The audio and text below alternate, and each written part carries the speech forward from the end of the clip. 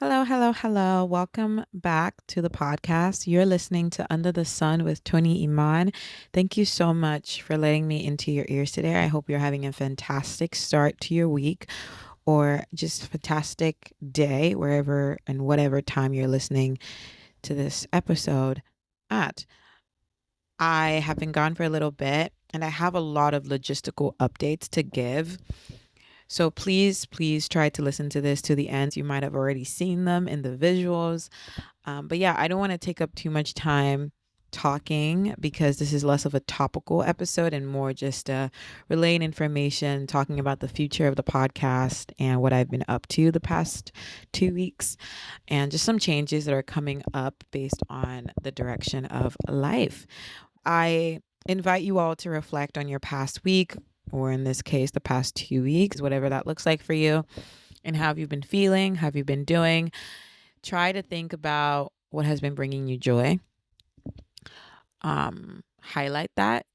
And also sit in the things that maybe have been making you feel away. But yeah, we're ending June. So by June, I'm going to do a brief synopsis of my June, even though you guys have been hearing about it all uh, all month long.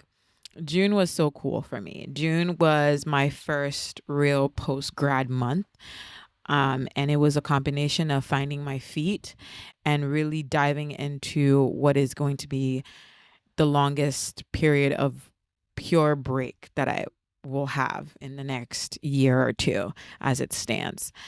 Um, and I think I've done a really good job of making the most of my weeks, making the most of my opportunities while still getting in rest, while still falling in a groove that allows me to just take control of my life and feel like, wow, I'm living my life exactly the way I want to live it. And it was really fun. I have seen so many friends over the past 4 weeks. I have eaten so much food. My version of summer is just trying different cuisines, trying different food spots that I've never had before, hanging out with people that I haven't hung out with that often or just haven't had the chance to grab time with prior.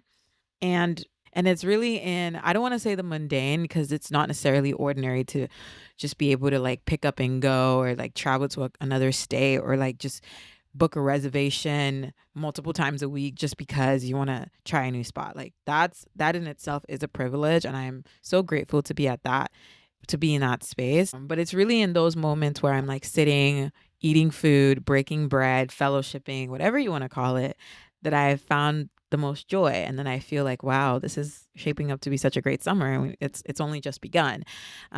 So yeah, I think that is my ultimate peak. The fact that I am in a space where I can do all of those things. And the fact that I'm also in a physical location that allows me to just have free fun. So last week was Juneteenth, which in the United States is a national holiday that celebrates Black freedom, independence, and all that fun stuff.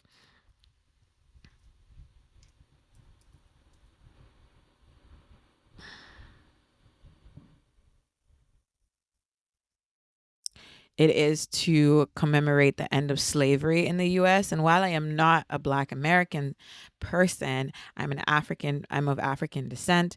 Um, I I'm so grateful to my ancestors who basically paved the way for me to celebrate that holiday.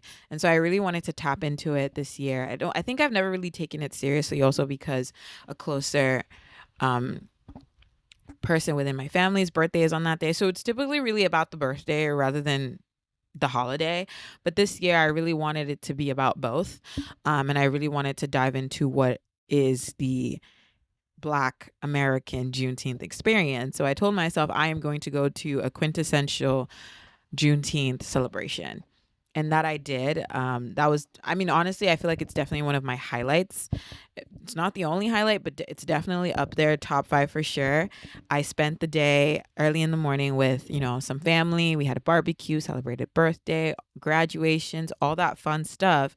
And then I headed down solo to a block party where I just had the best time listening to live jazz music and seeing people dance, seeing representation of black dandies and black excellence, black style, black fashion, black swag, and just like It was just so amazing, and it was completely free. This was something that was put together by the community, and I had the best time.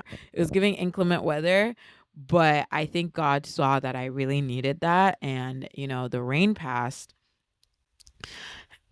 and it was beautiful. I took in what it really felt like to just be surrounded by so much Black joy and so much Black culture, and it really made me understand why Black American culture is so integral to the success and the shaping of American culture, especially in art, especially in music, fashion, whatever, you name it. Like, Black excellence is so real and it is so necessary. And it is the backbone for a lot of different things and a lot of progression that has been made in a number of different fields. Another like highlight of my June or peak, whatever you want to call it, is the fact that I also live in a very, very walkable city that is also, depending on where you're at, can be very aesthetically pleasing to walk through. I have been thoroughly influenced by Clark Peoples. She is a beauty influencer. She's Black. She's amazing. She's young, so fun and fresh. I've been influenced by her walking regimen, and I think this is a good part to tell you that I'm back on my movement grind. I think at the beginning of the year I was super dialed in into going to the gym, and then I picked up running, and then I fell off going to the gym. Well, not fell off. I just honestly just decided that that wasn't for me anymore because I wasn't finding joy in it. And then I stopped running also because I just could not. The weather, everything, bunch of excuses, but also just a lot of life happening to me at one point where I was just like, I'm just gonna dial in the nutrition and just do the best that I can and really focus on the part that really, really gets me.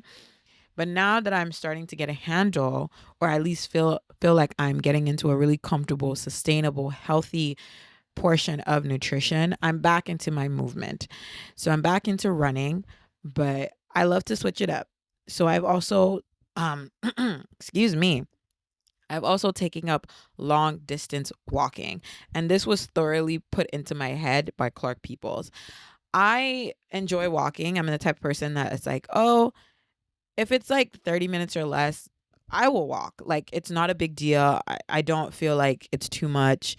I'm a big fan of walking. And I think as someone who doesn't drive at the moment, walking is such a thing where I'm just like, it's the way I can exercise my free will. And I don't need to rely on anyone other than myself to be able to do it, which I love to be able to get me places. But I've never really considered walking as a real form of exercise. To me, walking is really just something I do to get from point A to point B when I just have, enough time and I can just like take a leisurely walk. You know what I mean? Like, but I saw Clark Peoples and she walks like 14 miles a day. And at the beginning, I was like, ain't no way. But she walks like 14 miles a day. It's kind of insane. I was like, ain't no way, girl, that you're doing all of this. So I was just kind of like, interesting. And then another thing I think that really, really convinced me, or at least pushed me to try it out, was the fact that the city is becoming so hot. Like, we've been having 90-degree weather consistently. And I was just like, I cannot fathom running in this weather. Like, it doesn't matter how early you wake up, you will at least get stuck in the 80s. So I was just, and for me, that is, I run fasted. I often don't bring with me a bottle of water, even though I should. So I'm like, the probability of me passing out from a heat stroke is very high. I'm not going to put myself through that. But I also needed an alternative. And then I just have this free time, so much free time. So I'm like, hey, let me go walking. And so I started. And I have built up endurance that has taken me to walk 12.1 miles at a stretch. It took me about 4 hours, but I've been slowly building from 3 miles to 4 miles to 5 miles to 5.6 miles to 6 miles to 7 miles to 8 miles. And then I did that jump from 8 miles to 12 because I kind of put myself in a position where I just had to walk both ways. And I gave myself a little treat at the end. I got a protein muffin from this specific place that I really like, way, way out of my way, way not in my neighborhood, right? And so I just walked there and I walked back. And it was so enjoyable. And also, like, the way you're able to just like sit with your thoughts and have ideas and ruminate and pray and have times with God and hear God is mind blowing to me. So, this is just, I guess, my endorsement of long distance walking. I feel so much more energized. My appetite hasn't like really changed. If anything, actually, like I said, feel more energized and I feel more equipped to be able to do things. And these days, I'm just like, if I have the time to walk somewhere, I will honestly just walk. I don't care how long it is. I'm just going to walk. I'm not quite there yet with the 14 miles. I've been doing these walks like 2 to 3 times a week.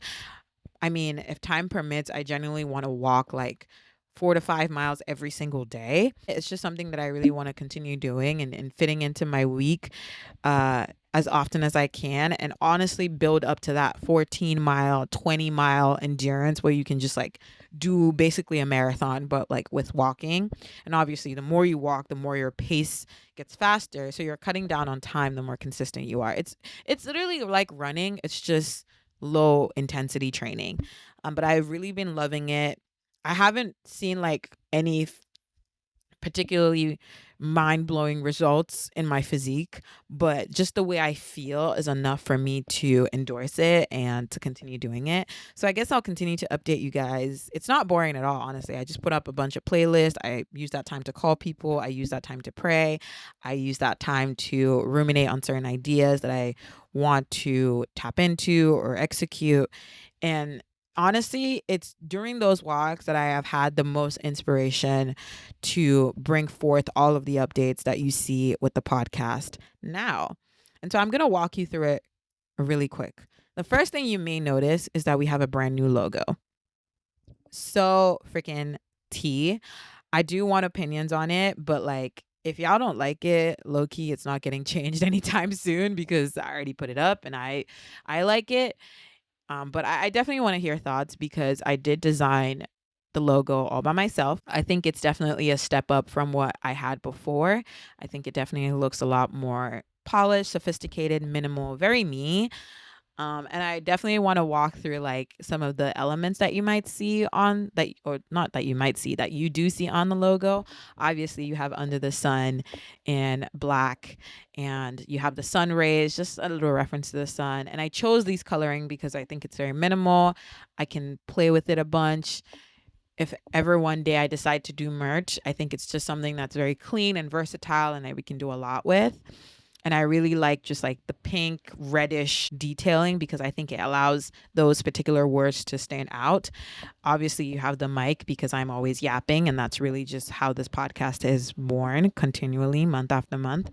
And then you have the journal because I think a lot of the things that I do on this podcast is my way of audio journaling. It's my way of making sense of my thoughts. It's a lot of reflection, it's a lot of takeaways. It's basically what I would do if I wrote to myself or wrote to people. And then you have the dove, which is to symbolize my spiritual walk, my faith, and everything that comes forth. In the Bible, the dove is a physical manifestation of the Holy Spirit. So that's where I kind of gotten the inspiration for that portion of it. And then, you have the little beauty makeup mirror part of it because, guys, I'm still just a girl and I love fashion. I love beauty. I love wellness. And I think when I talk about these things, that's kind of where I'm holding up a mirror to make sure that the inner work that we've been doing is matching all of the physical stuff that we strive towards. You know what I mean? And then that little tagline, find more on Substack, Under the Sun Essays. It's the biggest, it's literally the biggest update that I have. I have launched a Substack. I'm beyond excited. I've been on Substack for a little bit over, I want to say like 2-ish months now. And when I first found out about it, I was like, don't really care, don't really know. But I I've been so impacted by a lot of the things that I've been reading on Substack. I am so impressed by the fact that it's so independent and it allows budding writers such as myself to gain access to an audience, to build an audience, and to just supplement different creative pursuits with something that's a little bit more academic leaning in the form where it's like we're writing. And I mean, if you know anything about Substack, it's not just about writing. It's really just a publishing platform. You can publish a podcast, you can publish videos, you can publish YouTube videos, but it's primarily a lot of written content, at least from what I consume. And so I really wanted to take advantage of that because I feel like here on the podcast, I talk about a lot of things that I just like skim over, but I don't like really lean into. Like I talk about something in passing, or I talk about a scenario, but there's more there for me to dig deeper on. But I think the reason why I've just been taking my time and not wanting to dive so deeply into it is because I don't want to ramble, and I don't want to like misrepresent my point without having enough time to sit through it and really write it in a cohesive manner. And so that's how the Substack was born. It's really just a way for me to supplement my content on this podcast and being able to have a deeper connection, a deeper dive with some of the topics that I want to talk about, some of the experiences I've had, and also for a way for me to interact with you all who listen, because it's just like a medium. I guess you can like comment, you can repost, you can share it on social media way easily than you can do with a podcast platform. So I really invite you to go just Google Under the Sun Essay Substack. The links are, in the description. It's all linked, it's all accessible. If you follow me on Instagram, it's in the bio. I will be promoting it. And so it's really easy for you to find. There's an essay out right now that is actually connected to our last episode, Hope for Kids. And I talked about some friendship dynamics and things that I've just been realizing about what it means for me when I mix my friend groups. And I think this essay is a really good narration of how I really felt and have felt in the moment. I hope it resonates with some people and that we can have a really cool discussion from it. It's kind of vulnerable, but I mean, what isn't when I talk on the podcast? That's the whole goal, to be transparent, to kind of sit in our feelings together, sit in that ambiguity, but also be able to take away the real lessons from it. So yeah, that is something where I'm just so excited to be populating right now. I will probably be posting essays every month, more if time permits. Just to preface, I have not turned on any paid subscriptions yet. Right now, you can pledge to support me.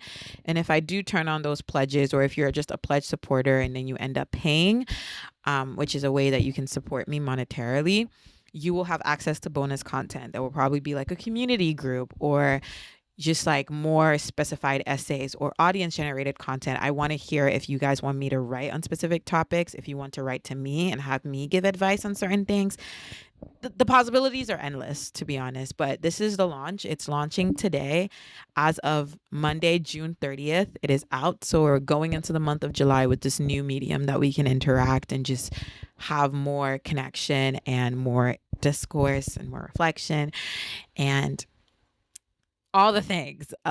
So yeah. And another thing, you can listen to the podcast episode directly within Substack as well. So if you find yourself just being like, okay, I want to be able to see everything in one place, feel free to download the app, because then you get access to all of the content in one place, which I think is extremely cool.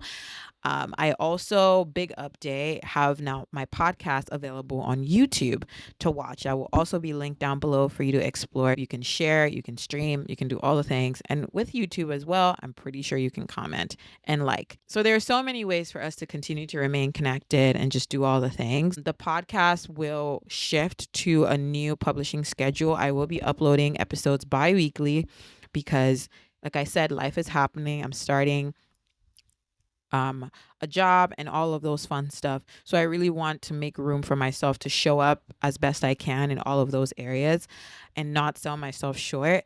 And the way to do that is to continue to pivot, to continue to evolve. It will be coming out on Mondays as usual, just on a more bi-weekly basis.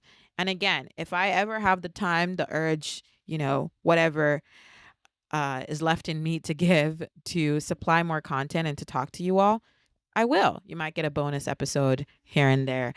But yeah, so make sure you interact with me. If you haven't found me already, you can follow me on Instagram at I am Tony Iman, and look at the description box to see all the links to all the things. and to note these new updates. But thank you guys so much for your support. All of the messages that I receive, all the silent listeners that just allow my follower count and listener count to just tick up ever so often. I am so appreciative of you because even though this project is primarily for me and a way in which I express myself, I am always encouraged to dive deeper creatively because of the ways that you support me. So thank you so much. Once again, thank you for listening to me. I can't wait to talk to you again in the month of July and to see all of, the reactions that you have to the new essay that I've written on Substack titled When Worlds Collide. And I will talk to you guys soon. Bye.